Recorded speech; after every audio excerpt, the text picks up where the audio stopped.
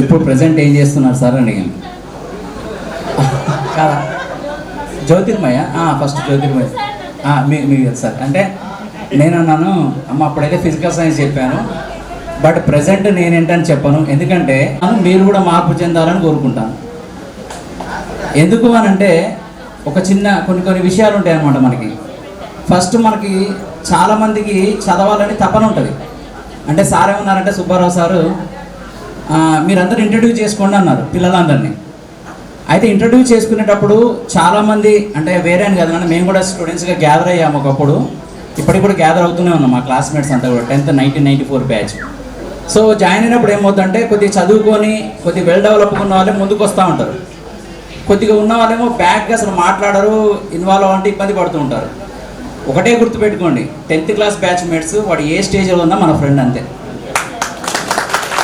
That's it అంతే. First మనం వాడు మన ఫ్రెండ్ అని చెప్పుకుంటాం అంతే, అంతేగాని వాడు వాడికి మనకి ఆ రిలేషన్ లేదు. బట్ మామూలుగా మనం పనిచేసే దగ్గర స్టేటస్ చూసో వాడు ఏ పొజిషన్ చూసి మనం వాల్యూ ఇస్తాం, కానీ వాడు మన ఫ్రెండ్ అయితే చాలు అంతే. సో దట్ ఈస్ ద క్లాస్మేట్స్కి ఉన్నటువంటి బెనిఫిట్ అది, దట్ 1 to 10th ఉన్నది అది. సో మీరు ఎప్పుడు కూడా అంటే ఇప్పుడు అందరూ చదువుకొని జాబ్ చేస్తే రిమైనింగ్ ఫీల్డ్స్ అన్నీ ఏమవుతాయి. సో ఇప్పుడు జానీ చెప్పాడు సార్ నేను వాటికి ఫొటోస్ తీశాను వీటికి ఫొటోస్ తీశాను అనేది, ఇంకొకరు చెప్పారు నాకు నెక్స్ట్ సార్లో చేస్తున్నా సార్ అని. అంటే అన్నిటి ఫీల్డ్స్లో అందరూ ఉన్నప్పుడే దానికి వాల్యూ ఉంటుంది. అన్ని కేటగిరీలో అందరూ ఉండాలి, అంతేగాని అందరం ఒకటే కేటగిరీలో పోయామనుకో అందరూ వరి పంట వేసినట్టయితే మిగతా ఏం రావు. ఓన్లీ కార్బోహైడ్రేట్స్ వస్తాయి, అందరూ షుగర్ పేషెంట్స్ అవుతారు. సో ఎవరు కూడా ఒక డిపార్ట్మెంట్ కానీ ఉండాలి, అందరూ చదువుకొని ఉండాలని ఏం లేదు. సో మీరు మధ్యాహ్నం మీటింగ్ అయ్యేటప్పుడు మీరు ఏ ఫీల్డ్లో చేసినా ఏ డిపార్ట్మెంట్ చేసినా ఏది చేసినా కూడా మీరేమి సిగ్గుపడకండి, సిగ్గుపడాల్సింది అవసరమే లేదు. అంటే టీచర్లో మేము అందరు మీరు డెవలప్ అయితేనే మేము ఫీల్ అవుతాం అనుకుంటున్నారా, అదేం లేదు. మీరు ఏ ఫీల్డ్లో ఉన్నా మా స్టూడెంట్స్ అంతే, దట్స్ ఇట్.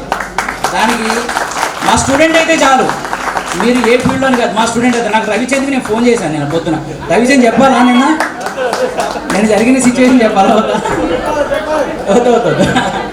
అయితే రవిచంద్కి నేను ఫోన్ చేశాను, మీకు ఎంతసేపు చదివే వాళ్ళు గుర్తుంటారు కానీ నేను గుర్తున్నాను సార్ అన్నాడు. అంటే నేను అన్నాను చదివే వాళ్ళని ఏం కాదు నాన్న, ఎక్కువ ఎవరైతే క్లాస్లో కొద్ది గొడవ చేసినా చదివినా రిపీటెడ్గా టీచర్కి కలిసినా వాళ్ళు గుర్తుంటారు, రిమైనింగ్ పీపుల్ కూడా గుర్తుంటారు, ఇన్సిడెంట్స్తో గుర్తుంటారు, అంతేగాని వీళ్ళు గుర్తుంటారని ఏమి ఉండదు నాన్న, నువ్వు అట్లేమి ఫీల్ అవ్వకని చెప్పాను.